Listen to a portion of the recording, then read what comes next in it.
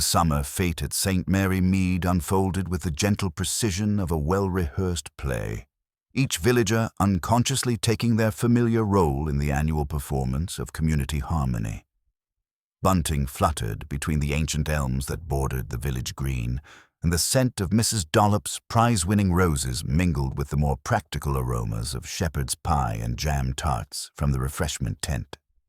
The brass band from Much Benham had positioned themselves beneath the war memorial, their enthusiastic if slightly discordant rendition of popular melodies providing a cheerful soundtrack to the afternoon's festivities. Miss Jane Marple had claimed a folding chair near the White Elephant stall, ostensibly to rest her feet, but actually to observe the fascinating tableau of human nature that such gatherings invariably provided. Her knitting needles moved with practiced rhythm as she worked on a delicate lace pattern, though her pale blue eyes missed nothing of the social dynamics playing out around her. She had always found village fetes to be rather like looking into a kaleidoscope, the same elements constantly rearranging themselves into new and revealing patterns. The Reverend Leonard Clement hurried past, his usually serene expression clouded with the particular anxiety that came from being responsible for too many simultaneous activities.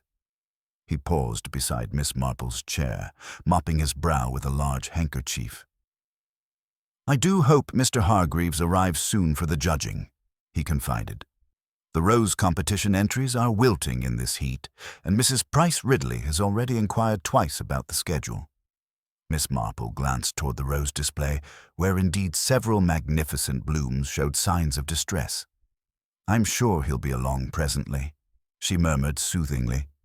"Perhaps he's been detained by some small matter."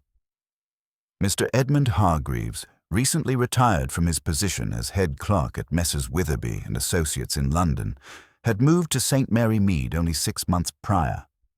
He had taken the lease on Ivy Cottage from old Mrs. Bantry and had quickly established himself as a man of punctual habits and exacting standards. His offer to judge the rose competition had been gratefully accepted, as his professional background suggested someone accustomed to making careful, impartial decisions. The afternoon progressed pleasantly enough, with the usual gentle competitions and social exchanges. Miss Marple observed Mrs. Price Ridley's barely concealed triumph as her Victoria sponge won first prize, and noted the way young Dr. Haydock's eyes followed the new district nurse, Miss Jennifer Stone, as she moved between the stalls. Human nature, she reflected, remained wonderfully predictable in its essential patterns. It was approaching 4 o'clock when the first disruption occurred. A sharp, authoritative sound cut through the gentle murmur of conversation. 2 distinct knocks, deliberate and insistent, coming from the direction of the village proper. Several heads turned, though the sound's source remained unclear. "Someone's rather urgent about something," observed Colonel Melchett, who had been sampling Mrs. Dollop's blackberry wine with evident appreciation. The knocking came again. 2 measured raps that seemed to demand attention rather than request it. This time, Miss Marple's needles paused in their rhythm. There was something purposeful about that particular cadence, something that spoke of appointment rather than casual calling. Young Tommy Bond came racing across the green, his face flushed with excitement and exertion. Reverend Clement," he called out, skidding to a halt beside the refreshment tent. "There's something wrong at Ivy Cottage. The door's standing wide open, and there's no answer when I knock." A murmur of concern rippled through the gathered villagers. The Reverend set down his teacup with a slight clatter and hurried toward the boy. "What were you doing at Mr. Hargreaves' cottage, Tommy?" "Mum sent me to fetch him for the judging, sir. She said it was past time, and perhaps he'd forgotten.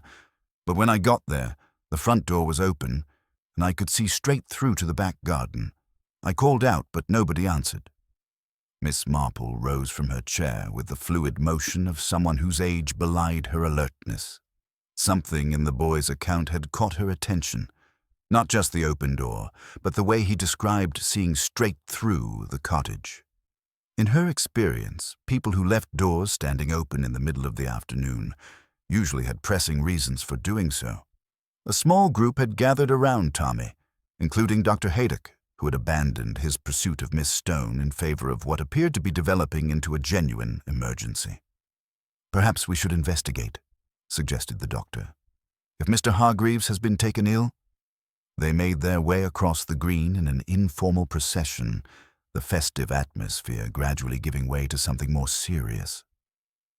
Miss Marple found herself walking beside Mrs. Dollop, who was muttering under her breath about the unreliability of newcomers and their strange London ways. Ivy Cottage sat at the end of a narrow lane, its front garden a riot of late summer flowers that Mr. Hargreaves had tended with meticulous care. The front door was indeed standing open, as Tommy had reported, and the cottage had that peculiar emptiness that houses acquire when their occupants have departed unexpectedly.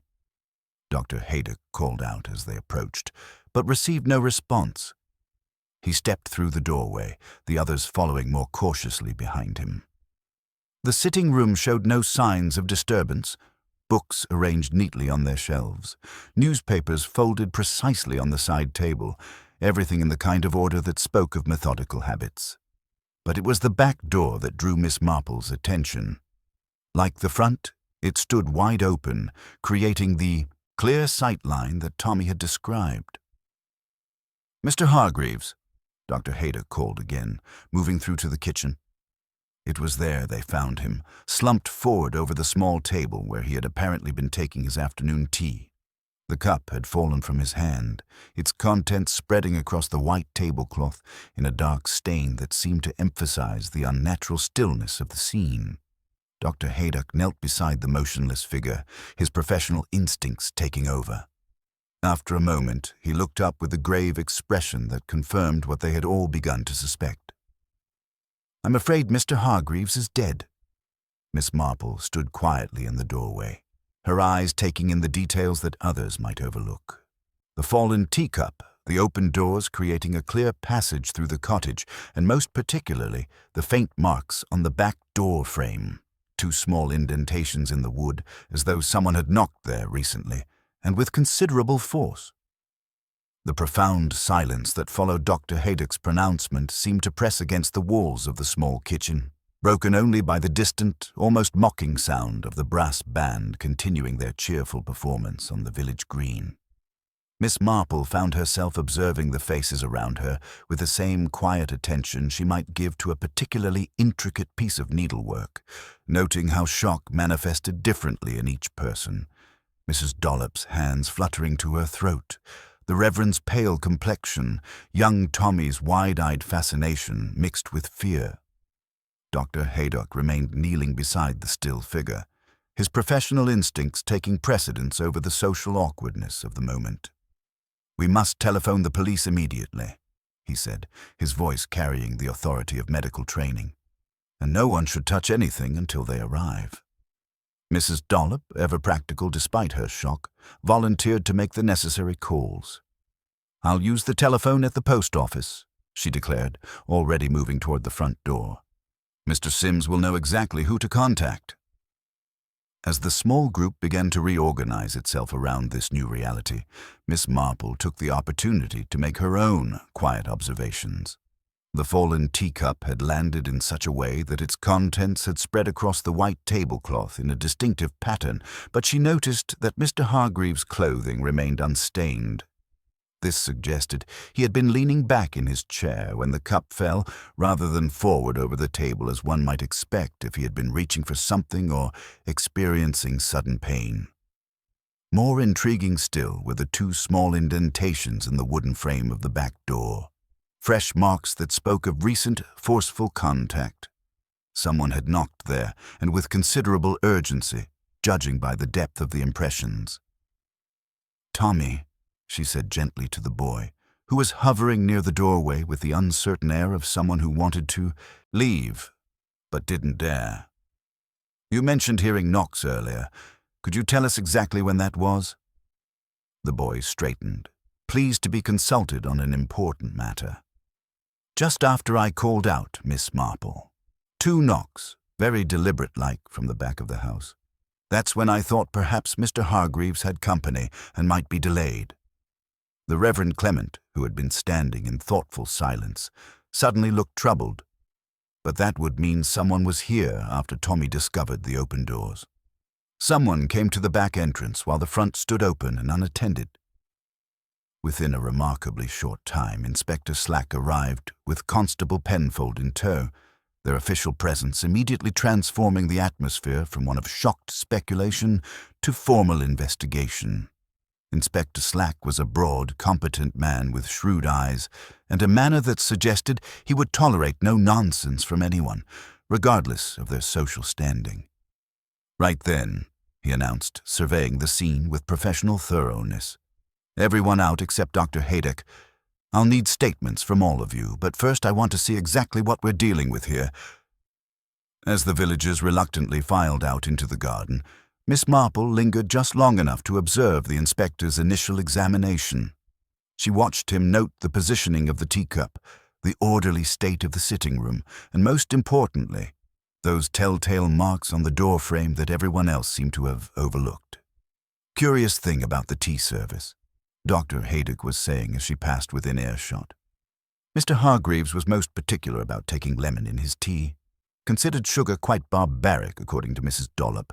Yet there's a sugar bowl on the table, and the spoon shows signs of having been used." Inspector Slack made a note of this, his expression thoughtful. "Someone else prepared the tea, then? Or our Mr. Hargreaves changed his habits rather suddenly?" Outside in the garden, the news of the death had spread through the fete like ripples in a pond, transforming the cheerful gathering into something more akin to a wake. Groups of villagers clustered together, their voices lowered but their speculation intense. Mrs. Price Ridley had positioned herself as the unofficial source of information, holding court near the Rose competition stand with an authority born of proximity to dramatic events. "Mark my words," she was saying to anyone who would listen, "this is no natural death. Mr. Hargreaves was a healthy man, whatever his age. Someone wanted him silenced." "Silenced about what?" asked Miss Jennifer Stone, who had abandoned her duties at the fete to join the growing crowd of onlookers. "The church accounts, of course," Mrs. Price Ridley replied with the satisfaction of someone who had solved a complex puzzle. He'd been examining them for irregularities, said he had a gift for figures and could spot discrepancies that others might miss. Colonel Melchett, who had been sampling the refreshments with more enthusiasm than was strictly proper for the circumstances, looked up sharply. "Are you suggesting embezzlement, Mrs. Price Ridley? That's a serious accusation." "I'm suggesting nothing," she replied primly, though her tone suggested quite the opposite. "I'm merely stating facts. Mr. Hargreaves volunteered to audit the bazaar accounts. He was a methodical man who noticed things. And now he's dead." Miss Marple, who had taken up her familiar position with her knitting, listened to these exchanges with the appearance of gentle distraction, but her mind was working with characteristic precision, cataloguing not just what was being said, but who was saying it and why. The suggestion of financial irregularities was certainly interesting, but she had noticed something else that seemed to have escaped everyone's attention. On the windowsill of Mr. Hargreaves' kitchen, she had observed a small glass vase containing 3 perfect roses, specimens of a variety she didn't recognize from any of the village gardens. They had been freshly cut and arranged with care, suggesting they had been brought as a gift or offering. Yet no one had mentioned visiting Mr. Hargreaves that afternoon, and the roses were far too fine to have been casual pickings from a hedgerow. Inspector Slack emerged from the cottage, his notebook in hand and his expression grim. "I'll need to speak with everyone who had contact with Mr. Hargreaves in the past few days," he announced, "and I particularly want to know about these church accounts that keep being mentioned." As the investigation began in earnest, Miss Marple reflected on the curious contradictions already emerging. A man who despised sugar found with a sweetened cup of tea. A methodical person who left both doors standing open. A reclusive newcomer who apparently had visitors bearing expensive roses. And somewhere in the midst of these puzzles, 2 deliberate knocks that had echoed across the village green at the precise moment when everything began to unravel. The afternoon sun was beginning to slant lower through the elm trees, casting longer shadows across the scene, and Miss Marple had the distinct feeling that those shadows would grow considerably darker before the truth finally emerged. The transformation from village fete to crime scene proceeded with the peculiar efficiency that emergencies often bring to small communities. Inspector Slack, having completed his initial examination of Ivy Cottage, established his temporary headquarters in the village hall, where the remnants of the afternoon's festivities provided an incongruously cheerful backdrop to the grim business at hand. The bunting still fluttered overhead, and the lingering scent of jam tarts seemed to mock the gravity of the situation. Miss Marple positioned herself unobtrusively near the back of the hall, her knitting needles moving with their customary rhythm while her attention remained wholly focused on the proceedings. She had always found that people under official scrutiny often revealed more through their omissions and emphases than through their direct answers, and Inspector Slack's methodical approach promised to yield considerable insight into the complex web of relationships that existed beneath St. Mary Mead's placid surface. The Reverend Clement was called first, his usual gentle demeanor replaced by an anxiety that seemed to increase with each step toward the interview table. His hands trembled slightly as he arranged himself in the chair, and Miss Marple noted how his eyes darted toward Mrs. Price Ridley, who had positioned herself prominently in the second row with the air of someone expecting vindication.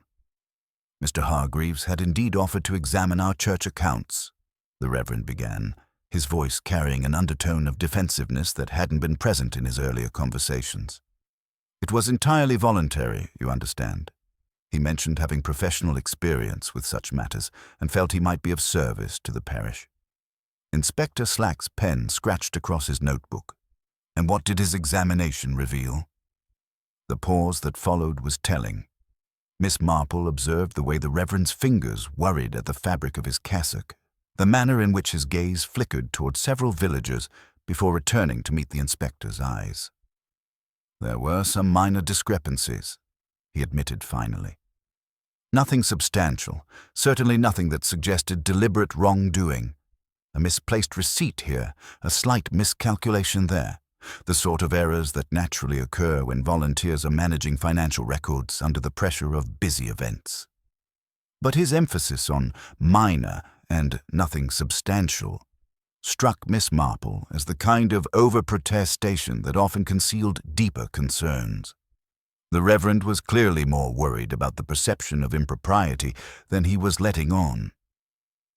Mrs. Price Ridley approached the interview table with an almost regal bearing, as though conferring a favor upon the investigation by her participation. "As I mentioned earlier," she began, fixing Inspector Slack with an unwavering stare, "Mr. Hargreaves was a man of uncompromising integrity. He told me only yesterday that he was getting to the bottom of things regarding certain financial irregularities." A murmur rippled through the assembled villagers. Miss Marple noted who shifted uncomfortably at this pronouncement. Mrs. Dollop's hands clenched in her lap, Colonel Melchett cleared his throat with unnecessary force, and Miss Jennifer Stone's composure seemed to require visible effort to maintain. "Did he specify the nature of these irregularities?" Inspector Slack inquired. "He mentioned a missing sum from last year's fete proceeds," Mrs. Price Ridley replied with evident satisfaction. "Not a large amount, but significant enough to warrant investigation. He believed someone had been systematically skimming small amounts over time, thinking such minor thefts would go unnoticed."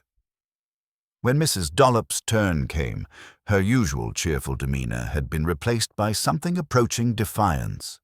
She settled her ample frame in the chair with the air of someone preparing for battle.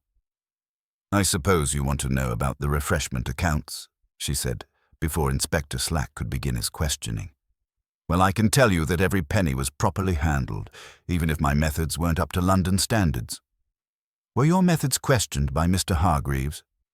Mrs. Dollop's colour heightened perceptibly.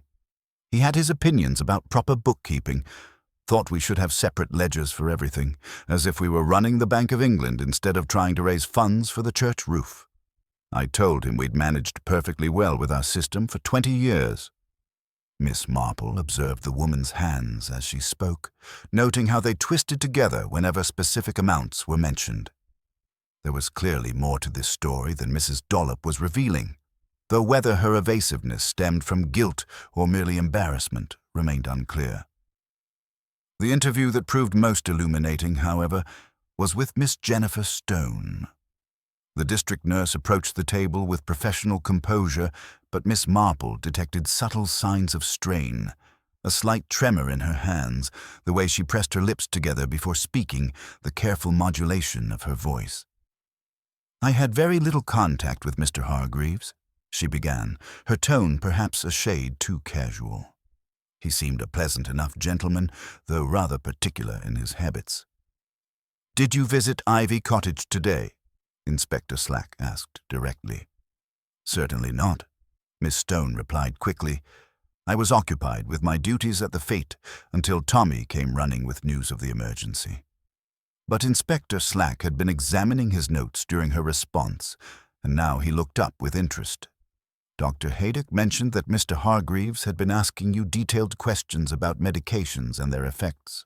Rather unusual topics for casual conversation." Miss Stone's composure flickered momentarily. "He mentioned having trouble sleeping. I suggested he consult Dr. Haydock about proper remedies rather than attempting to self-medicate. It's a common problem among people adjusting to rural life after years in the city." Miss Marple's needles paused in their rhythm. During the brief silence that followed, she spoke with her characteristic gentleness. "Such beautiful roses you entered in the competition, my dear. Morning Star, wasn't it? Though I noticed some of the blooms seemed to have been removed from the display." The effect of this seemingly innocent observation was immediate and revealing. Miss Stone's hands moved instinctively to her throat, and her voice carried a defensive edge when she replied. "They were wilting in the heat. I thought it better to remove them rather than spoil the overall presentation." "How thoughtful," Miss Marple murmured. "Though they must have been quite fresh this morning to have lasted so well. Such an unusual variety. I don't recall seeing Morning Star roses in any of the village gardens." I ordered them specially from a nursery in Much Benham," Miss Stone said, her composure now visibly strained. "I wanted to make a good impression in my first village competition." Inspector Slack had been following this exchange with growing interest. "Would you mind if we examined your rose display, Miss Stone? And perhaps you could tell us what you did with the blooms you removed." The silence that followed was pregnant with significance. Miss Marple continued her knitting with apparent absorption, but her eyes remained fixed on the young woman's face, watching as the careful mask of professional competence began to slip. "I threw them away," Miss Stone said finally, "in the dustbin behind the refreshment tent." But Miss Marple had observed something that others had missed. On the windowsill of Mr. Hargreaves' kitchen, she had noticed a small glass vase containing 3 perfect roses, specimens that bore a striking resemblance to the Morning Star variety. They had been freshly cut and arranged with care, suggesting they had been brought as a gift or peace offering. As the interviews continued into the early evening, a complex picture began to emerge. Mr. Hargreaves had been conducting his own investigation, using his position as a newcomer to ask questions that might have seemed suspicious coming from a long-time resident. The church accounts provided a convenient focus, but his inquiries had ranged far beyond simple bookkeeping irregularities. Most significantly, the physical evidence was beginning to tell its own story. The sugar bowl on a table belonging to a man who despised sweetened tea. The fresh roses in a vase, carefully arranged by someone who understood their beauty. The 2 deliberate knocks on the back door, made by someone who expected to be admitted. Miss Marple reflected on the curious contradictions that were emerging. A methodical man who left both doors standing open. A reclusive newcomer who apparently received visitors bearing expensive flowers. A systematic investigator who had somehow allowed himself to be caught off guard by someone he trusted enough to admit to his home. The afternoon sun was now slanting low through the windows of the village hall, casting long shadows that seemed to emphasize the growing complexity of the case. Inspector Slack closed his notebook with a decisive snap, his expression grim but determined. "I'll need to examine that rose display," he announced, and searched the dustbins behind the refreshment tent. Constable Penfold arranged for the cottage to be thoroughly searched for any correspondence or documents that might shed light on Mr. Hargreaves's recent activities. As the official investigation moved into its next phase, Miss Marple gathered her knitting with the quiet satisfaction of someone who had observed human nature revealing itself in all its complex patterns. The pieces of the puzzle were beginning to arrange themselves, though the complete picture remained tantalizingly just beyond reach. The evening shadows were lengthening across St. Mary Mead, and with them came the growing certainty that the truth, when it finally emerged, would prove far more intricate and disturbing than anyone yet suspected. The search of the dustbins behind the refreshment tent proved immediately illuminating in ways that cast Miss Stone's earlier statements in an entirely different light. Constable Penfold, working methodically through the afternoon's detritus of paper plates and sandwich crusts, discovered not the wilted rose blooms that Miss Stone claimed to have discarded, but rather something far more significant. A small twist of greaseproof paper, the kind used by chemists for dispensing powders, bearing traces of a crystalline substance that caught the evening light with an almost sinister glitter. Inspector Slack examined the paper carefully, noting how it had been folded with the precision of someone accustomed to handling medicinal preparations. The faint residue within carried a bitter scent that Dr. Haydock, summoned from his continued examination of Ivy Cottage, identified with professional caution as potentially significant. "I cannot make definitive pronouncements without proper analysis," the doctor said, "but the consistency and appearance suggests something pharmaceutical rather than culinary. Certainly not ordinary sugar, despite any superficial resemblance." More telling still was the complete absence of the rose blooms Miss Stone had claimed to discard. The dustbins yielded no trace of morning star roses, wilted or otherwise, despite her explicit statement about their disposal. When confronted with this discrepancy, the district nurse's composure began to show the first genuine cracks since the investigation had begun. "Perhaps I was mistaken about which bin," she said, though her voice carried less conviction than her words suggested. "The afternoon has been rather overwhelming." It was at this moment that Arthur Johns, the church bell ringer, approached the group with a diffident air of someone who possessed information but was uncertain of its importance. A weathered man in his 60s, Johns had the careful manner of someone accustomed to precise timing and attention to detail, qualities that made his testimony particularly valuable. "Begging your pardon, Inspector," he began, cap in hand, "but I couldn't help overhearing about the timing of events. I was returning from the rectory around 3:40 this afternoon when I observed someone at the back door of Ivy Cottage. 2 sharp knocks, very deliberate, like someone who expected to be admitted." Inspector Slack's attention sharpened immediately. "Can you describe this person, Mr. Johns?" "Tall, well-dressed, moved with purpose. Couldn't see the face clearly from my position, but the bearings suggested someone familiar with the cottage. Not a casual caller, if you take my meaning." Miss Marple, who had been listening with her characteristic quiet attention, found this testimony particularly significant.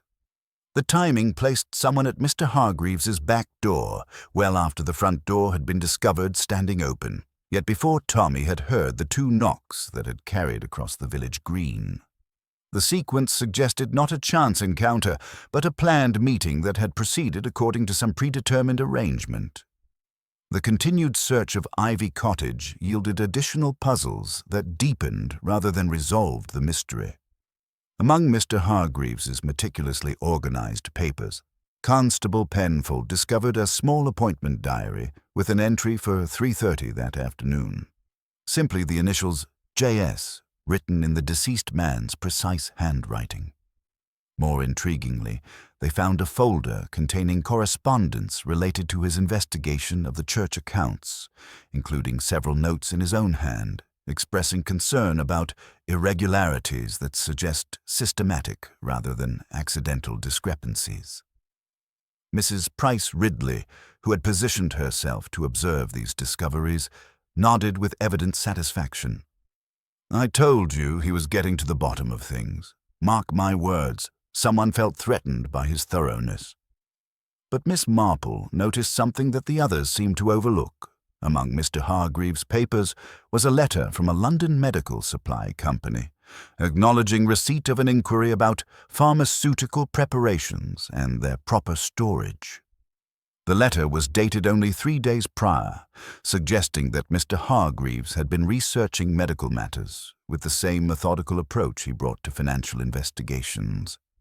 Dr. Haydock, when shown the correspondence, looked troubled. He mentioned having difficulty sleeping since moving to the village.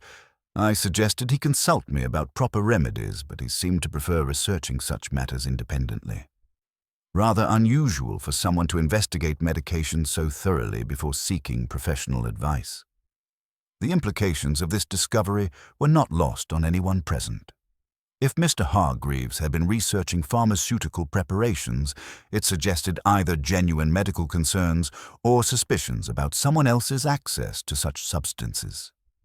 Given Miss Stone's professional background and the mysterious powder found in the dustbin, the connection seemed ominous.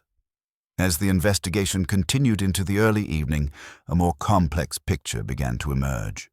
The church accounts that had initially seemed to be the focus of Mr. Hargreaves's attention were revealed to be just one aspect of a broader pattern of inquiry.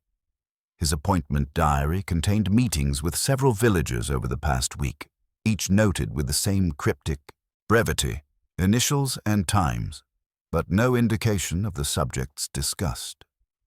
Colonel Melchett, whose name appeared twice in the diary, shifted uncomfortably when questioned about these meetings. "Routine matters," he insisted. He was new to the village, wanted to understand local procedures, nothing that would warrant this. He gestured vaguely toward the scene of official investigation, but Miss Marple had observed the colonel's reaction when the medical supply company letter was mentioned. A subtle tightening around his eyes that suggested recognition or perhaps concern. Her experience had taught her that people's reactions to unexpected information often revealed more than their prepared statements.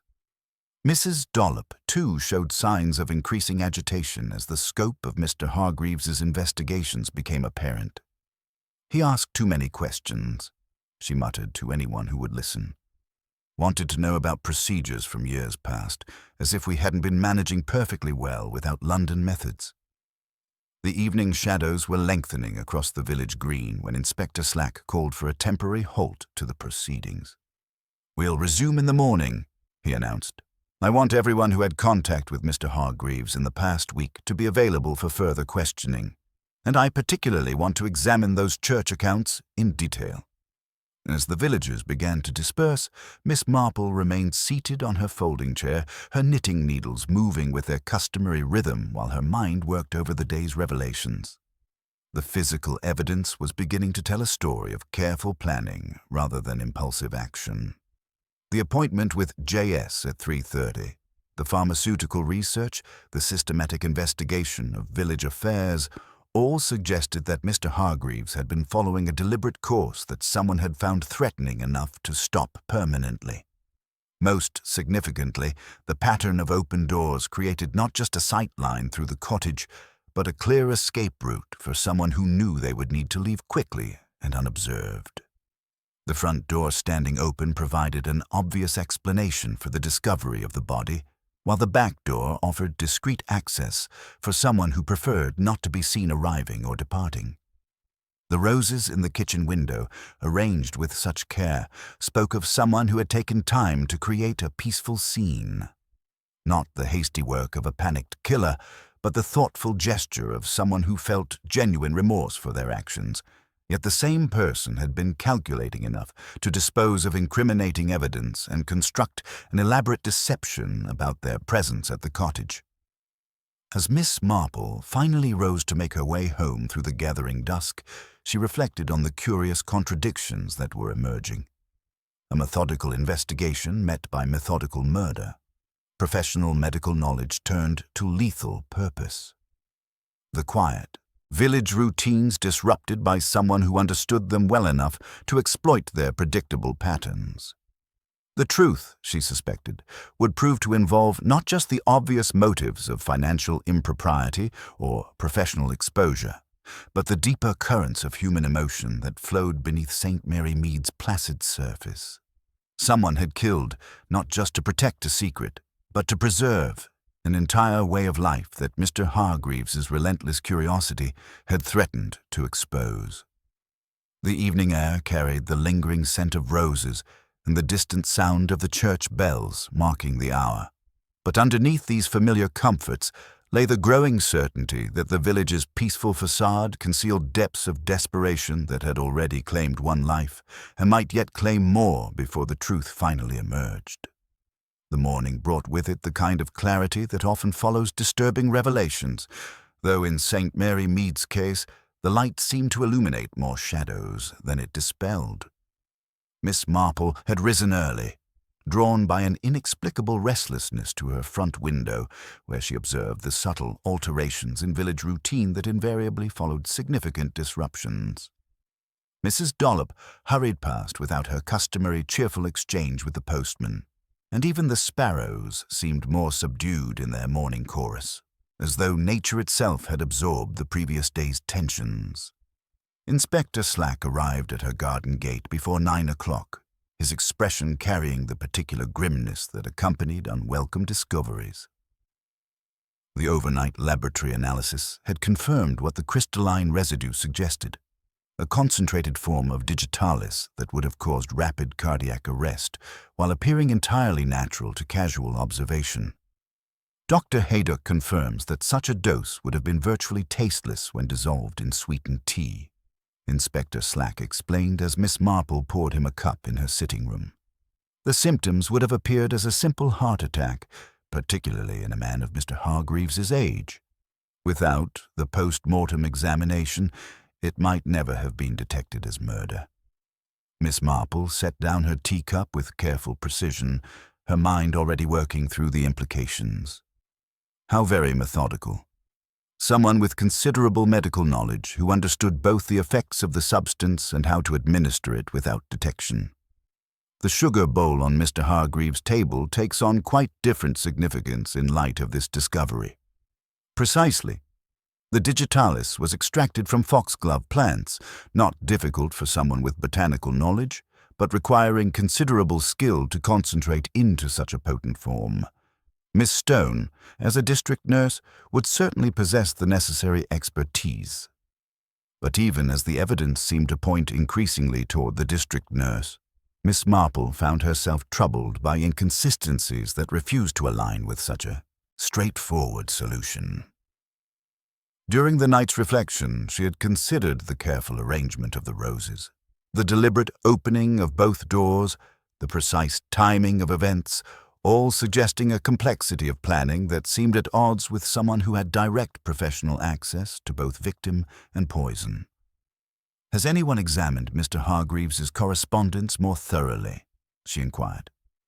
"I noticed yesterday that he seemed to be conducting quite extensive research into various village matters beyond the church accounts." Inspector Slack's expression grew more serious. "That's actually why I wanted to speak with you this early. Among his papers, we found evidence of a much broader investigation. He'd been systematically documenting what he called patterns of deception that extended far beyond simple bookkeeping errors. The revelation transformed the entire complexion of the case. Mr. Hargreaves had not been the harmless amateur auditor that everyone had assumed, but rather a methodical investigator who had uncovered evidence of organized fraud that corrupted several village institutions. Mrs. Dollop's refreshment accounts show systematic overcharging for supplies that were actually donated," Inspector Slack continued, consulting his notebook. "Colonel Melchett appears to have been claiming expenses for parish activities that never occurred.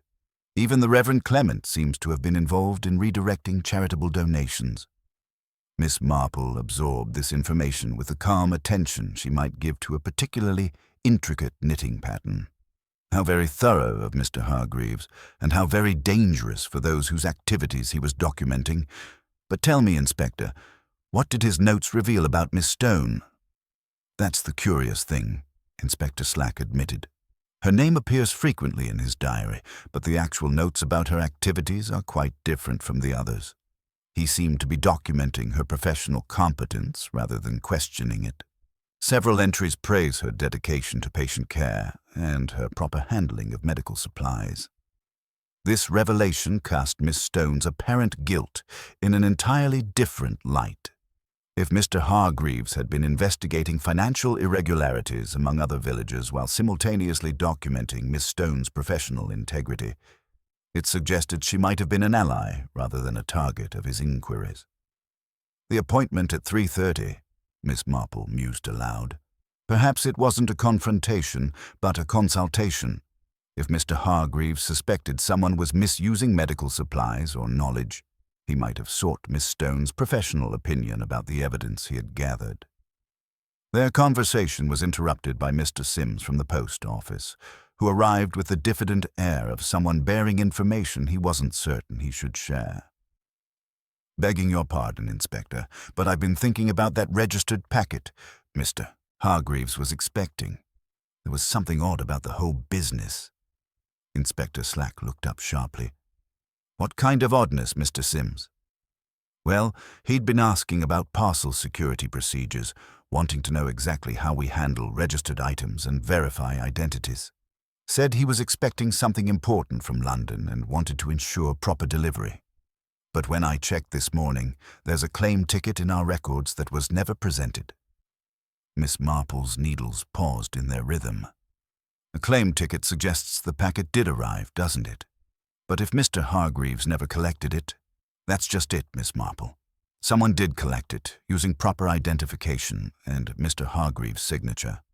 But now that I think about it, the signature looked a bit different from his usual hand.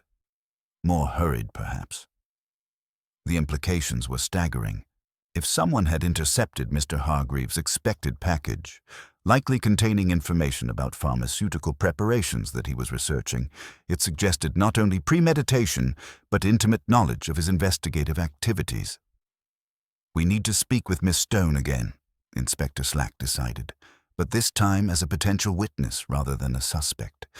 If she was working with Hargreaves, she may know exactly what he had discovered and who had the most to lose from his revelations. As they prepared to leave for this crucial interview, Miss Marple reflected on how the case had evolved from a simple village mystery into something far more complex and disturbing. The systematic fraud that Mr. Hargreaves had uncovered suggested not individual weakness, but organized deception that had corrupted the very institutions that held the community together. Most troubling was the realization that the murderer was almost certainly someone who had been trusted with significant responsibility in village affairs. Someone whose position provided both the opportunity to commit fraud and the access necessary to eliminate the threat of exposure. The careful planning evident in the murder, the knowledge of Mr. Hargreaves's routines and investigations, the ability to forge his signature and manipulate evidence, all pointed to someone who understood the village's social dynamics with intimate precision. The morning mist was beginning to lift from the village green as they made their way toward Miss Stone's cottage, but Miss Marple sensed that the true fog of deception was only just beginning to clear. The revelation of Mr. Hargreaves's broader investigation had provided crucial context, but it had also multiplied the potential suspects who possessed compelling motives for murder. As they approached the district nurse's front door, Miss Marple found herself hoping that Miss Stone would prove to be the ally they suspected, rather than the criminal she had appeared to be. The village had already lost one person dedicated to uncovering truth. It could ill afford to lose another to the machinations of those who profited from systematic deception. The sound of their footsteps on the garden path seemed to echo with unusual resonance in the morning air, as though the village itself was holding its breath while waiting to learn which of its trusted residents had crossed the line from petty fraud into cold-blooded murder. Miss Jennifer Stone answered their knock with a composure that seemed carefully constructed, though Miss Marple detected the telltale signs of a sleepless night in the slight shadows beneath her eyes, and the way her hands remained clasped too tightly before her. The district nurse's cottage reflected the same professional orderliness that characterized her public persona, medical texts arranged with precision, certificates displayed with quiet pride, and an atmosphere of competent efficiency that spoke well of her dedication to her calling. "I've been expecting you," Miss Stone said simply, stepping aside to admit them into her small sitting room. The scent of carbolic and roses lingered faintly in the air, and Miss Marple noted the presence of clean secateurs on a side table, along with a coil of green florist's wire. More tellingly, ash drifted in the grate where paper had recently been burned. Inspector Slack settled himself with the careful attention of someone who sensed crucial revelations approaching. "Miss Stone, we need to discuss your relationship with Mr. Hargreaves more thoroughly. Recent evidence suggests the situation is considerably more complex than initially appeared." The young woman's carefully maintained composure flickered, revealing genuine distress beneath the professional facade. "Before you begin your questions, I must correct a falsehood I told yesterday. I did visit Mr. Hargreaves at the appointed time. I brought him 3 roses from my competition display as a peace offering. We had disagreed about the proper approach to a delicate matter we were investigating together." The admission transformed the entire complexion of their inquiry. Miss Marple's needles paused in their rhythm as she absorbed the implications of this confession. "Together," Inspector Slack repeated, his tone sharpening with interest. Miss Stone nodded, her relief at finally speaking truthfully evident in the way her shoulders relaxed slightly. "Mr. Hargreaves contacted me 3 weeks ago with concerns about irregularities in the medical supply orders for the parish nursing service. He had discovered quantities being ordered that far exceeded any reasonable assessment of village needs, and he suspected someone was systematically diverting valuable medications under my authority."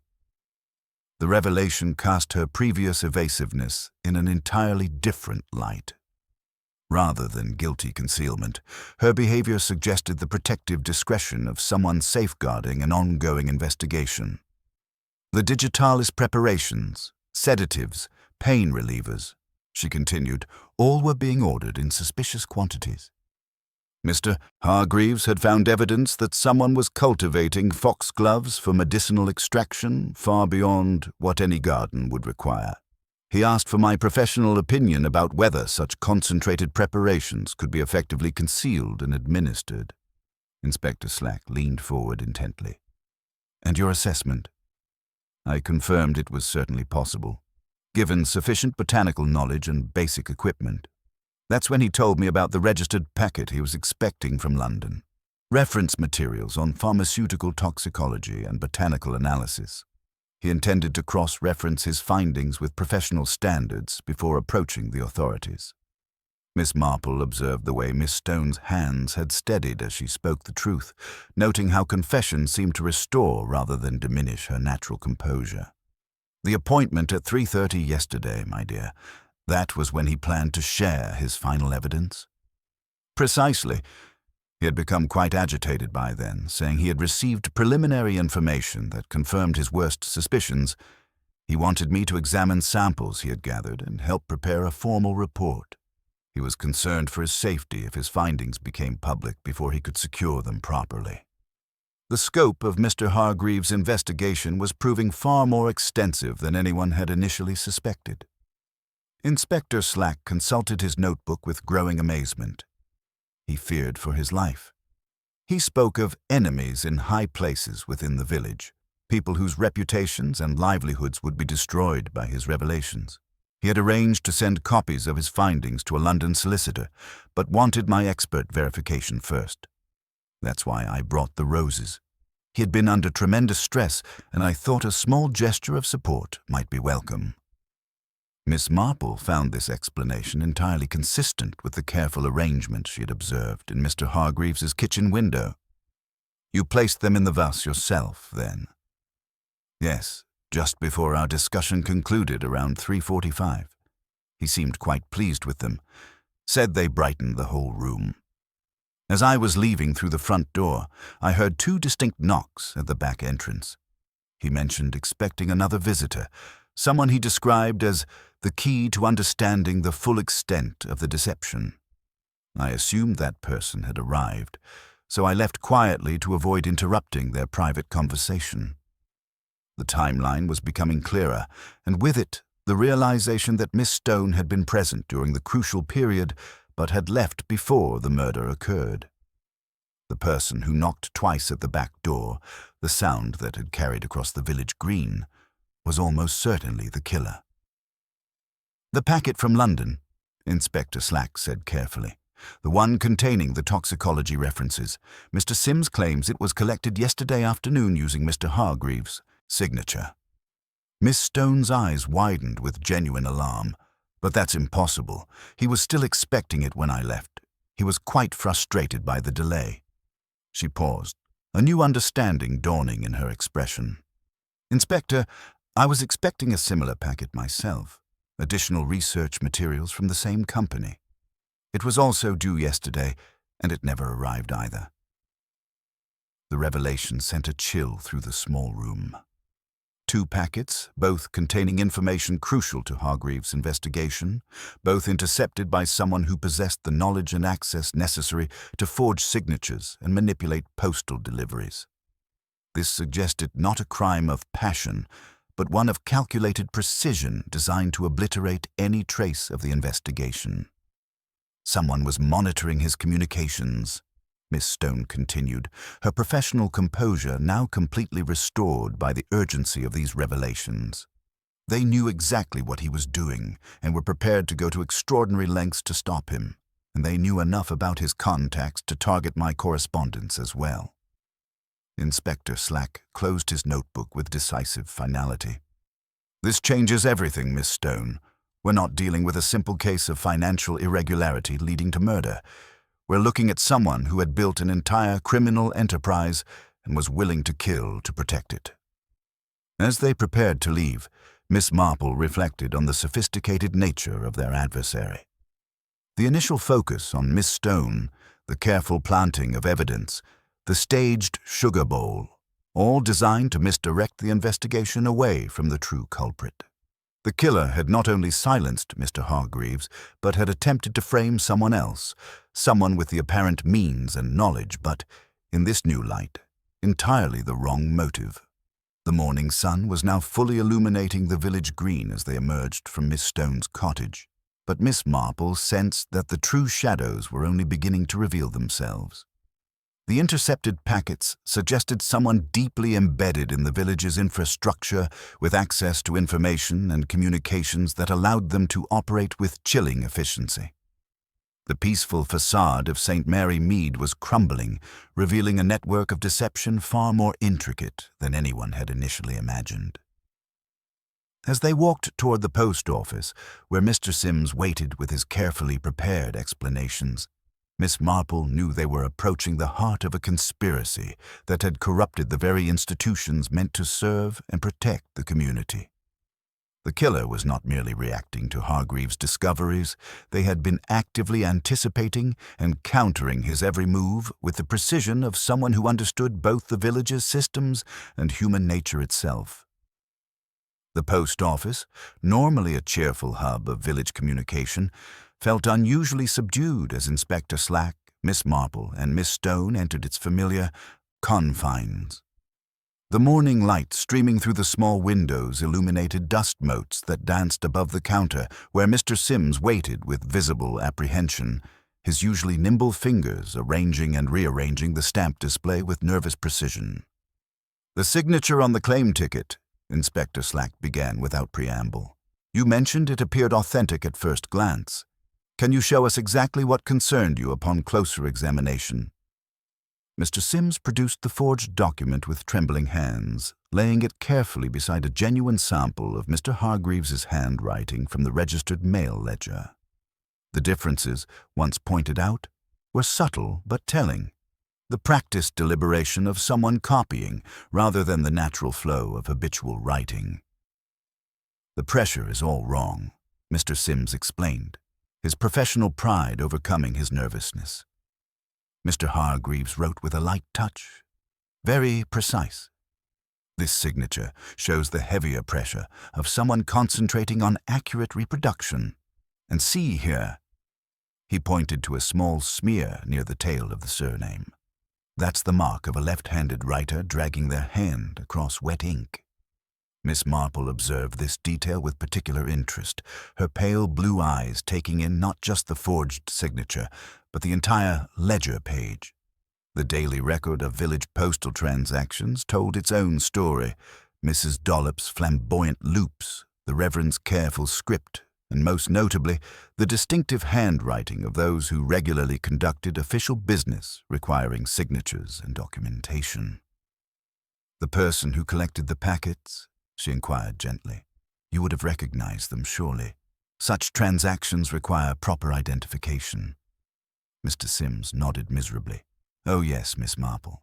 It was someone quite familiar with our procedures, knew exactly which forms to present. Colonel Melchett, acting on Mr. Hargreaves' behalf, or so he claimed, said the poor gentleman was too occupied with his garden to make the journey himself. The revelation settled over them like morning mist, chilling despite the warmth of the day. Colonel Melchett's name had appeared frequently in Mr. Hargreaves' appointment diary, and his earlier discomfort when questioned about their meetings now took on an entirely different significance. Inspector Slack made careful notes while Miss Marple continued her quiet examination of the postal records. Among the routine entries, she noticed something that others had overlooked, a pattern of registered deliveries over the past several months, all collected by the same few individuals, all bearing the same slightly forced quality in their signatures when compared to casual mail collection. "Miss Stone," she said thoughtfully, "you mentioned expecting a similar packet from the London Medical Supply Company. Has it arrived?"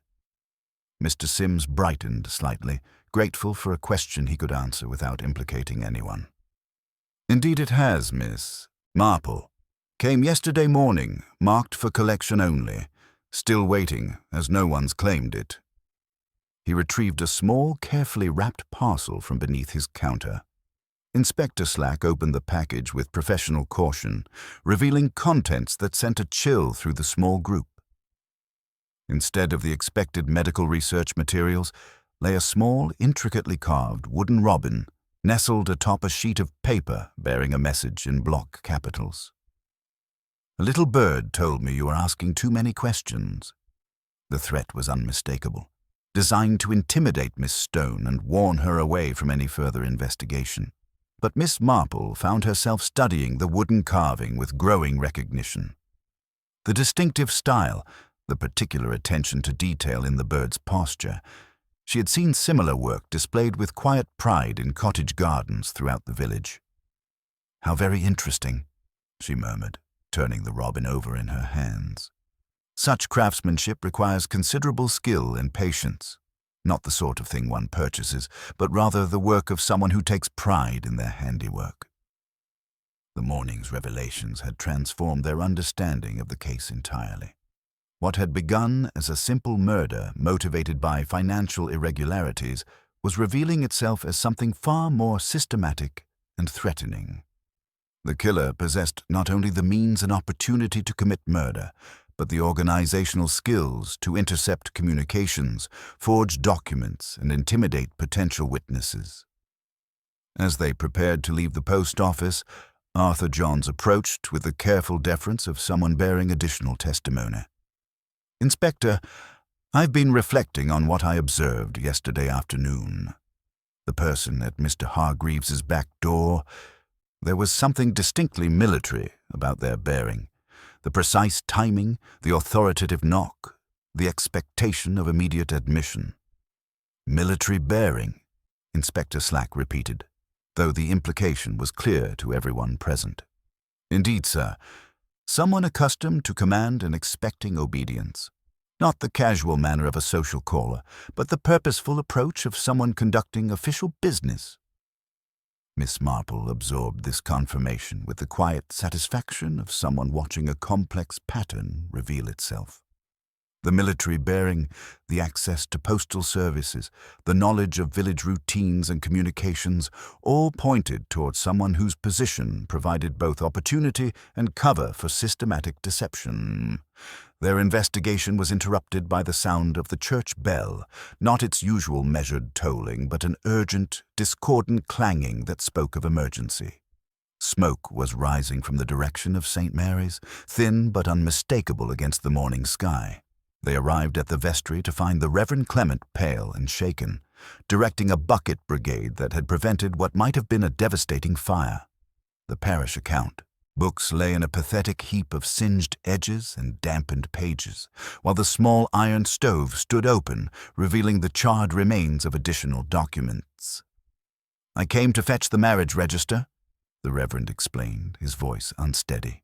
"Found candles burning and papers scattered about the stove. Thank Providence I arrived when I did, or we might have lost everything." Inspector Slack examined the scene with grim thoroughness, noting the fresh scratches on the window latch and the pattern of candle drippings that suggested deliberate rather than accidental ignition. Someone had attempted to destroy the documentary evidence of their crimes, using the same methodical approach that had characterized the murder itself. Miss Stone, arriving breathless from her surgery, confirmed their worst suspicions. "My locked cabinet has been forced," she reported. "The duplicate nursing supply requisitions are gone, along with several other files related to pharmaceutical orders."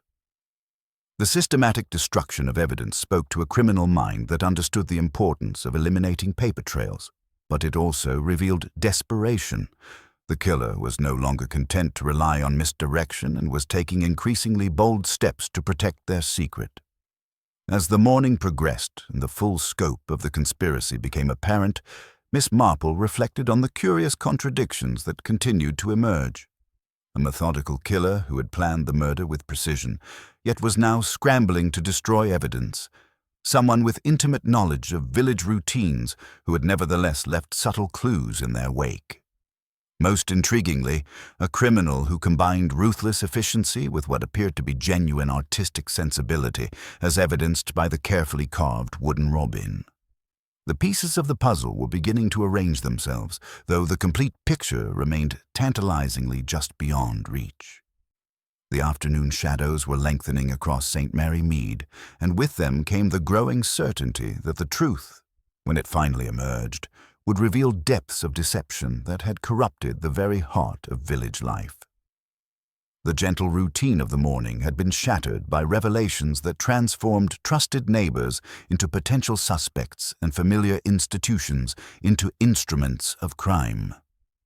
As Inspector Slack organized the expanded investigation, Miss Marple found herself contemplating the terrible complexity of human nature and the shadows that could lurk beneath even the most peaceful of facades.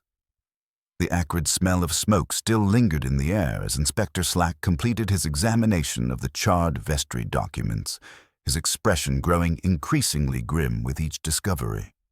The systematic destruction of evidence spoke to a mind that understood not only the importance of eliminating paper trails, but also the precise timing required to execute such destruction under cover of apparent accident. Miss Marple observed the scene with her characteristic quiet attention, noting how the placement of the burned materials suggested someone intimately familiar with the vestry's layout and the Reverend's daily routines. The morning's revelations had created a subtle shift in the village's atmosphere that was immediately apparent to anyone with Miss Marple's sensitivity to social undercurrents. Conversations ceased more abruptly when approached by strangers, curtains twitched with unusual frequency, and there was a general air of people reconsidering long-held assumptions about their neighbors. Most tellingly, certain residents had altered their usual routines in ways that suggested either guilt or fear, or perhaps both. Colonel Melchett's behavior had become particularly noteworthy. Rather than maintaining his customary confident bearing as he moved through the village, he now exhibited the careful precision of someone acutely aware of being observed. His morning constitutional had been replaced by several shorter, more purposeful journeys, each time carrying a small leather portfolio that he guarded with unusual vigilance. Miss Marple had observed him from her garden, noting how his military posture seemed more pronounced than usual, as though he were consciously projecting authority to mask underlying anxiety. Dr. Haydock approached the group gathered outside the vestry with the measured pace of someone bearing significant news. His usual cheerful demeanor had been replaced by professional gravity, and he carried himself with a particular weight that came from discovering uncomfortable truths about people one had trusted. "The analysis of the crystalline residue has confirmed our suspicions," he reported, his voice carrying an undertone of reluctant admiration. "The digitalis concentration was extraordinarily sophisticated. Not the crude extraction one might expect from someone working with garden plants, but a refined pharmaceutical process requiring considerable expertise and proper equipment." Inspector Slack made careful notes while Miss Marple considered the implications. Such professional-grade preparation suggested either formal pharmaceutical training or access to someone with such knowledge. The sophistication also indicated long-term planning rather than impulsive action, transforming their understanding of the crime from passionate murder to methodical execution. Their discussion was interrupted by the arrival of Constable Penfold, who had been conducting a more thorough search of Colonel Melchett's property. His expression carried the particular satisfaction of someone who had uncovered significant evidence, though he approached with the careful deference appropriate to such sensitive discoveries. "Inspector, you'll want to see what we found in the Colonel's garden shed," he reported quietly. "There's equipment there that would certainly explain the sophisticated preparation Dr. Haydock described." The shed behind Colonel Melchett's cottage revealed a scene that transformed their understanding of the case entirely. What had appeared from outside to be simple storage for garden tools proved to contain a remarkably organized workspace. Glass apparatus gleamed on carefully constructed shelves, while detailed botanical charts covered the walls with scientific precision. Most significantly, several containers held plant preparations in various stages of refinement, their crystalline purity suggesting months of careful experimentation. Miss Marple examined the workspace with the attention she might give to an intricate piece of needlework, noting not just the obvious evidence but the subtle details that spoke to character and motivation. The equipment was arranged with military precision, each piece cleaned and maintained with obsessive care. A small workbench in one corner held delicate wood carving tools alongside several completed projects, birds and flowers, rendered with exceptional skill and attention to detail.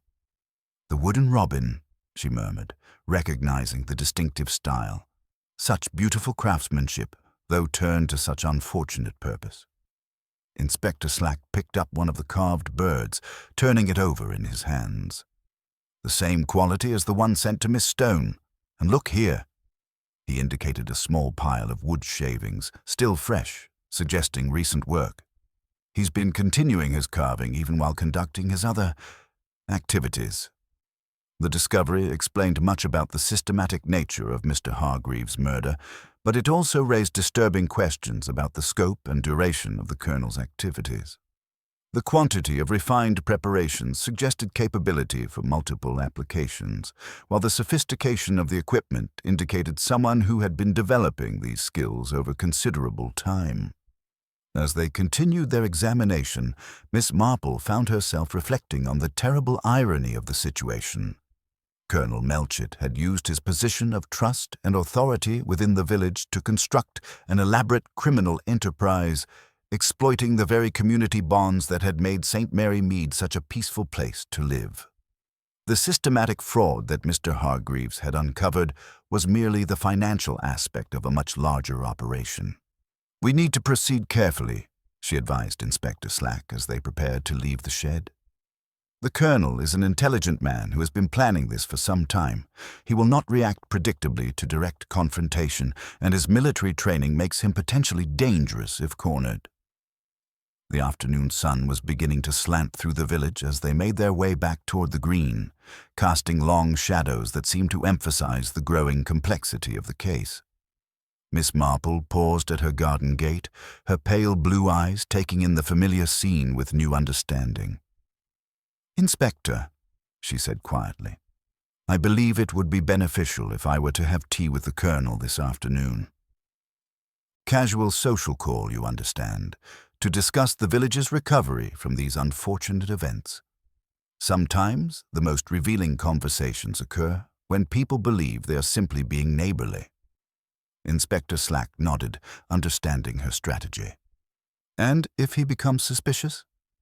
"Then we shall know we are on the correct path," Miss Marple replied with gentle certainty. "A guilty conscience often reveals itself through overreaction to innocent inquiry. The wooden robin will serve as an excellent conversation piece, don't you think?" As the investigation moved into its final phase, Miss Marple reflected on the curious contradictions that had emerged throughout the case. A methodical killer who combined scientific precision with artistic sensibility. A respected community leader who had systematically corrupted the institutions he was trusted to protect. Most troubling of all, someone who had maintained the facade of respectability while planning and executing murder with cold calculation. The evening shadows were beginning to lengthen across St. Mary Mead, and with them came the growing certainty that the truth, when it finally emerged, would prove more disturbing than anyone had initially suspected. The peaceful village routine had been shattered by revelations that would forever change how the residents viewed their community and each other. The game was approaching its climax, but Miss Marple sensed that the final moves would require all her understanding of human nature to execute successfully. The killer was no ordinary criminal, but someone who understood the village as intimately as she did, a realization that made the upcoming confrontation both crucial and potentially dangerous. The afternoon sun cast long shadows across Colonel Melchett's immaculate garden as Miss Marple approached his cottage at precisely 4 o'clock, carrying a small wicker basket that contained both homemade biscuits and the carved wooden robin that had been intended to intimidate Miss Stone.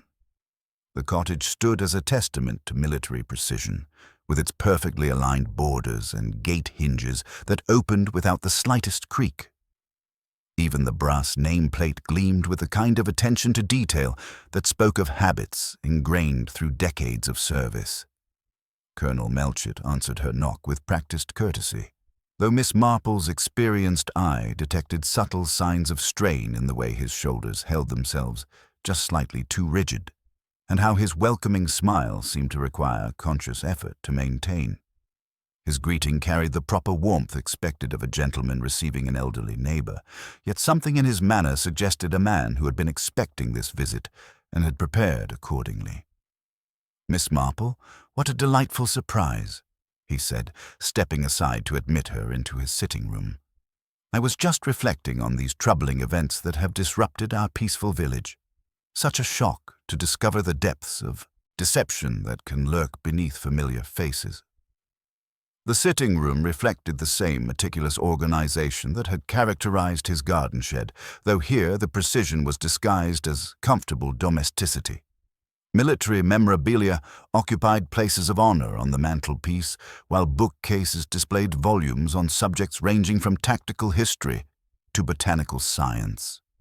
Most significantly, a small display case contained several carved wooden figures, their craftsmanship immediately recognizable as matching the threatening robin.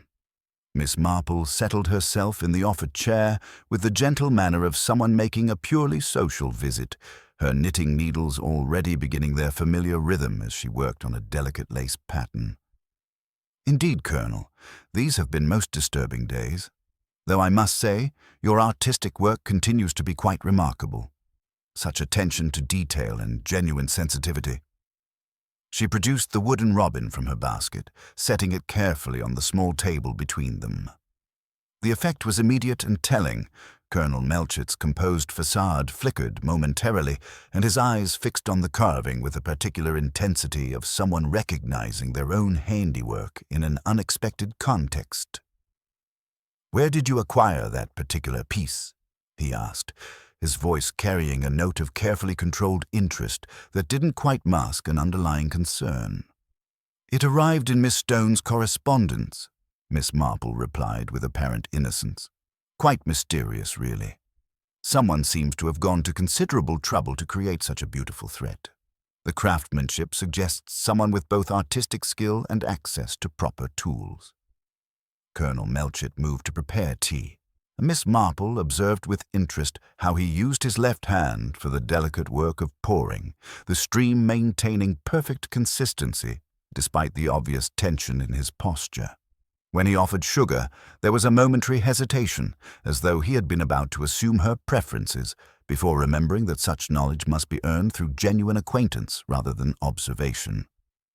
"Miss Stone has been rather indiscreet in her inquiries," he said carefully, settling himself across from her with the rigid posture of someone maintaining control through familiar discipline. "Sometimes people need gentle reminders about the wisdom of discretion." Miss Marple's needles continued their steady rhythm as she considered his words. "How very true, Colonel. Though I've always found that the most dangerous indiscretions are often those we commit while believing ourselves to be perfectly safe. Mr. Hargreaves, for instance, seemed to feel quite secure in his investigations until someone decided they had become too threatening." The conversation proceeded with the surface politeness of afternoon tea, but underneath flowed currents of mutual recognition and assessment. Colonel Melchett understood that Miss Marple knew far more than her gentle manner suggested, while she recognized in him a formidable adversary who had been planning his various deceptions with military precision for considerable time. "The intercepted packets are particularly interesting," she observed, her tone remaining conversational despite the gravity of her words.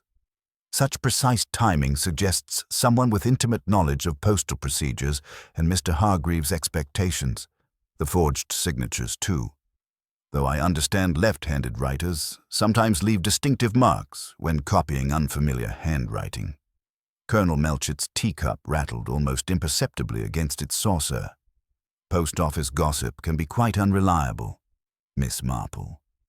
One mustn't place too much credence in counter-speculation." "Oh, indeed not," she agreed pleasantly. "Though sometimes the most revealing evidence comes from the smallest details. Those 2 deliberate knocks, for instance, the ones young Tommy heard, and later Miss Stone as she was leaving Mr. Hargreaves' cottage. Such a distinctive pattern, suggesting someone who expected to be admitted without question." At that precise moment, 2 sharp, measured knocks echoed from the rear of the cottage. Not the casual rap of a tradesman or the tentative tap of an uncertain caller, but the authoritative signal of someone keeping a prearranged appointment. Colonel Melchett's head turned toward the sound with reflexive attention, and for the briefest instant his eyes checked the mantel clock before he could prevent the automatic response. "Rather early," he murmured, so quietly that the words seemed to escape without conscious intent. The slip was minute, but Miss Marple caught it with the satisfaction of someone who had observed human nature revealing itself in its most unguarded moments. A man truly surprised by unexpected visitors rises to investigate. A man who recognizes a familiar signal can afford to remain seated, confident in his knowledge of its meaning. "How convenient that your visitor uses the back entrance," she observed mildly.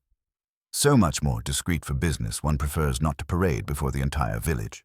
Rather like Mr. Hargreaves' arrangement yesterday afternoon, both doors standing open, creating such a clear sight line while providing alternative routes for those who value privacy." Colonel Melchett's hand moved unconsciously toward a leather portfolio that rested beside his chair, his fingers drumming against its surface with the nervous precision of someone whose carefully constructed plans were beginning to unravel. The afternoon light slanting through the windows seemed to emphasize the increasing tension in his posture, transforming his military bearing from confident authority into defensive rigidity. "We must all be vigilant in these troubled times," he said, though his voice carried less conviction than his words suggested. Documents vanish. Fires occur mysteriously. Such a pity about the vestry records. Miss Marple's needles paused momentarily in their rhythm.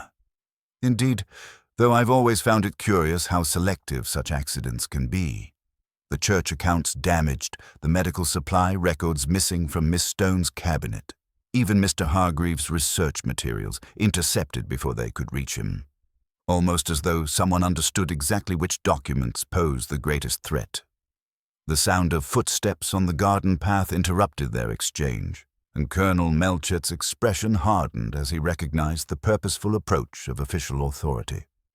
Inspector Slack's voice carried clearly through the evening air as he directed Constable Penfold to secure alternative exits while approaching the main entrance. "It appears our conversation has reached its natural conclusion," Miss Marple observed, gathering her knitting with the same calm precision she had maintained throughout their encounter. "Though I must say, Colonel, your artistic abilities are genuinely remarkable. Such a pity they were turned to such unfortunate purposes." Inspector Slack's measured footsteps on the garden path announced the investigation's climax with the same deliberate precision that had characterized the Colonel's own methodical approach to crime. As the inspector entered the sitting room with Constable Penfold close behind, Colonel Melchett remained seated with the rigid composure of a military man facing inevitable defeat, though his fingers had unconsciously tightened around the carved wooden robin that Miss Marple had so thoughtfully provided. "Colonel Melchett," Inspector Slack began, his voice carrying the weight of accumulated evidence, "we need to discuss your activities on the afternoon of Mr. Hargreaves' death, as well as your systematic defraud of several village institutions over the past 2 years." Miss Marple's knitting needles paused in their rhythm as she observed the subtle transformation in the Colonel's bearing. The careful mask of gracious hospitality had finally slipped, revealing beneath it the calculating mind that had orchestrated not just murder, but an elaborate criminal enterprise that had corrupted the very heart of St. Mary Mead's community life. "Before we proceed," she said gently, "perhaps you would be so kind as to sign our Church Restoration Fund pledge, Colonel. I have the form here in my basket." She produced a small notebook and fountain pen, positioning them carefully to accommodate a left-handed writer. "Your full signature, if you please, and today's date." The Colonel took the pen with automatic courtesy, his left hand moving with the practiced ease that had betrayed him in the forged postal receipts. As he wrote, the slight drag of his hand across the wet ink created the same telltale smear that Mr. Sims had noticed in the post office ledger. Inspector Slack observed this demonstration with grim satisfaction, adding it to the mounting evidence that had already made the case unassailable. "The 2 knocks," Miss Marple continued conversationally, as though discussing the weather rather than exposing a murderer. "Such a distinctive signal, and one that several witnesses heard at crucial moments. Young Tommy heard them from the village green, Miss Stone heard them as she was leaving Mr. Hargreaves' cottage, and Arthur Johns observed you making precisely those knocks at the back door of Ivy Cottage at 3:40 yesterday afternoon." Colonel Melchett's military bearing stiffened further, but he made no attempt to deny the accusation. "A habit from my service days," he said quietly. 2 measured knocks to announce official business." "Indeed," Miss Marple agreed. "And Mr. Hargreaves would have admitted you without question, trusting in your position and your apparent friendship. He was expecting you after all. The appointment was clearly marked in his diary with your initials." Inspector Slack consulted his notebook with professional thoroughness. "The equipment we discovered in your garden shed, Colonel, confirms Dr. Haydick's assessment about the sophisticated nature of the digitalis preparation. Such refined pharmaceutical work requires considerable expertise and proper apparatus, both of which you clearly possessed." The revelation of the Colonel's motive emerged gradually, like a photograph developing in chemical solution. Miss Marple's gentle questioning revealed the tragic origin of his criminal activities. The desperate attempts to help his dying wife with experimental botanical treatments when conventional medicine had failed. The pharmaceutical knowledge he had acquired through love had been corrupted by circumstances into a tool for systematic fraud and ultimately murder. Margaret's illness consumed our savings and more, the colonel admitted, his voice carrying genuine grief beneath the surface composure. The treatments that showed promise were beyond our means, so I learned to prepare them myself. After her death, I discovered that my new skills could be quite profitable when applied to the village's medical supply needs. The scope of his criminal enterprise was staggering in its methodical precision. Medical supplies ordered in quantities far exceeding village needs, then diverted for private sale. Church funds systematically skimmed through falsified accounts and inflated expenses. Even charitable donations redirected through carefully constructed paper trails that would have remained undetected indefinitely, if not for Mr. Hargreaves's relentless investigation. The intercepted packets were particularly clever, Miss Marple observed. You monitored Mr. Hargreaves's correspondence, knew exactly what research materials he was expecting from London, and used your knowledge of postal procedures to collect them yourself. The forged signature was expertly done, though the left-handed smear proved distinctive. Colonel Melchett nodded with something approaching professional pride. Hargreaves was remarkably thorough in his investigation. He had assembled evidence of activities spanning 2 years, traced financial irregularities across multiple institutions, and was preparing a comprehensive report for the authorities. The appointment yesterday was his final attempt to offer me the opportunity for voluntary confession and restitution. But you had already decided on a more permanent solution, Inspector Slack interjected grimly. The digitalis was prepared well in advance, the colonel confirmed. I'd been monitoring his progress for weeks, following his meetings, reading his correspondence. When he scheduled our final appointment, I knew it would be necessary to silence him before his findings could reach official channels. Miss Marple reflected on the terrible irony of the situation. A man whose love for his wife had led him to acquire dangerous knowledge, only to have that knowledge corrupted by desperation into an instrument of systematic deception and murder. The wooden carvings that decorated his cottage, created with the same meticulous attention to detail that characterized his criminal activities, served as both artistic expression and tools of intimidation. The sugar bowl was your one miscalculation, she noted gently. Mr. Hargreaves despised sweetened tea, yet the digitalis required masking. In his final moments, facing his killer, he must have unconsciously sought comfort in sweetness, a human touch that your careful planning couldn't anticipate. As Inspector Slack formally arrested Colonel Melchett, the disgraced officer maintained the dignity befitting his former rank, though his eyes held the hollow expression of someone whose carefully constructed world had finally collapsed. The systematic destruction of evidence, the vestry fire, the break-in at Miss Stone's surgery, the intercepted research materials, all revealed a criminal mind that understood the importance of eliminating paper trails while maintaining the facade of respectability. The evening shadows were lengthening across St. Mary Mead as the official proceedings concluded, transforming the familiar village scene into something subtly different from what it had been that morning. The peaceful facade remained intact, but underneath lay the knowledge that trust, once systematically betrayed, would require considerable effort to rebuild. Miss Stone arrived as the colonel was being led away, her professional composure intact, but her eyes reflecting the strain of discovering how deeply deception had penetrated their small community. "Will the village recover from this?" she asked Miss Marple quietly. "Villages, like people, possess remarkable resilience," Miss Marple replied, watching the police car disappear down the lane. "Though I suspect we shall all be rather more careful about accepting appearances at face value. Human nature, my dear, remains endlessly capable of both nobility and corruption, often within the same individual." The brass band had long since packed away their instruments, and the itya, bunting from the previous day's fete, hung limp in the still air. But life in St. Mary Mead would continue, as it always had, with the eternal human capacity for both deception and redemption playing out against the backdrop of ordinary days. As Miss Marple made her way home through the gathering dusk, she reflected on the curious contradictions that had defined the case.